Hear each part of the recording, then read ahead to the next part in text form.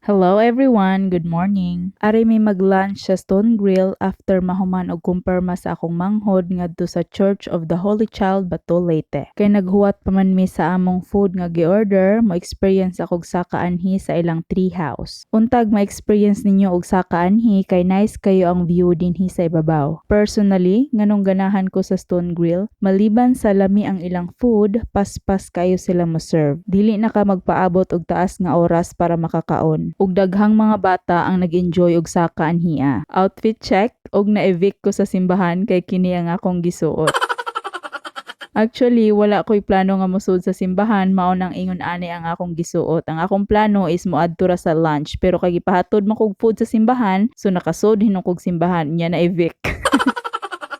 Enjoy kay ko pagsaka nya galisod na ko pag naog. Ug ningkurog ang tuhod. Hinlo ang restaurant ug daghang nangaon. Daghang mga estudyante nga ga-OJT from SJA para motabang og serve sa mga customer. Ning naog nako kay naka-feel ko nga hapit na i-serve ang pagkaon.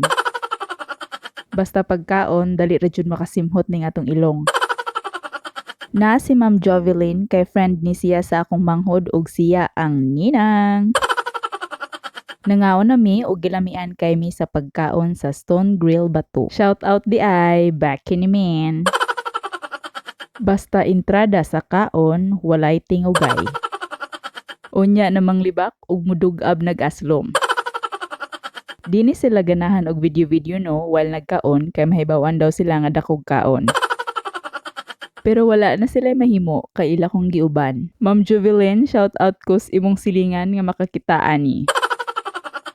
Sa mga hapit na magfiesta, alam nyo na. Nahuwasa naman ang kagutom, naghisgot mi og unsay mga best food nganhi sa Stone Grill nga ilang natilawan. Akong manghod, ganahan kay siya sa ilang pork sinigang. Si Ma'am Job, ganahan siya sa ilang bami. Ako, ganahan ko tanan. Pero agaw yung pinaka-favorite nga kanon anhi is ang calamares og ang ilang fish sinigang. Memorable kayo ang place nga Stone Grill nako no kay diri ko nag-celebrate og first anniversary sa akong afam. Chars.